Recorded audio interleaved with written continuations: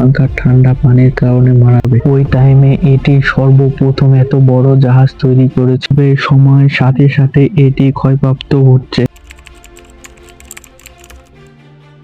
RMS Titanic Atlantic মহাসাগরের উত্তরে প্রায় ৩,৮০০ মিটার ১২,৫০০ ফুট গভীর তলাতে অবস্থিত। এটি নিউফাউন্ডল্যান্ড কানাডার দক্ষিণ পূর্ব উপকূলে থেকে প্রায় ৬০০ কিলোমিটার ৩৭০ মাইল পূর্বে অবস্থিত। ১৯৮৫ সালে রবার্ট বেলার এবং তার দল এই ধ্বংসাবশেষ আবিষ্কার করেন। এই গভীরতায় অত্যন্ত ঠান্ডা পানি এবং উচ্চ চাপের কারণে এটি আজও সংরক্ষিত রয়েছে, তবে সময়ের সাথে সাথে এটি ক্ষয়প্রাপ্ত হচ্ছে।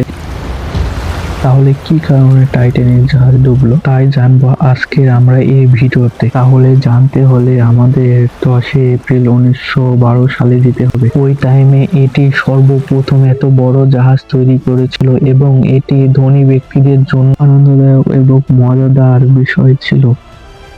এই জাহাজে অনেক দামি মেটেল দিয়ে তৈরি করা হয়েছিল, কারণ যেন এটি কোনো টাইমে যেন ডুবে না যেতে পারে মনে করেছিল। তার এ সম্ভব হয়নি, কারণ সে সময়ে বরফের একটি পাথরে সে ধাক্কা খেয়ে জাহাজের নিচে ফাটল ধরে গিয়েছিল। ফাটল ধরার সঙ্গে সঙ্গে নিচের বেসমেন্ট গুলোতে পানি ভরে গিয়েছিল। বেসমেন্ট গুলোতে পানি ভরার কারণে সামনের অংশটুকু পানির তলায় যাচ্ছিল এবং পিছনের অংশগুলো উপরের দিকে ছেড়ে যাচ্ছিল। তার কারণে মধ্যে পৃষ্ঠ থেকে ভেঙে যায়। ওখানকার যেগুলো ক্রু মেম্বার ছিল, ছোট ছোট বোট নিয়ে কিছু সংখ্যক ক্রু মেম্বার বেঁচে গিয়েছিল। যেসব ওখানকার ভিতরে ক্রু মেম্বার আটকা পড়েছিল তারা ওখানকার ঠান্ডা পানির কারণে মারা যায়। আরো যদি আরএমএস টাইটানিক নিয়ে আমাদের চ্যানেলে জানতে চান তাহলে সাবস্ক্রাইব করে নেবেন। আমি অবশ্যই আবারও ভিডিও দেওয়ার চেষ্টা করব।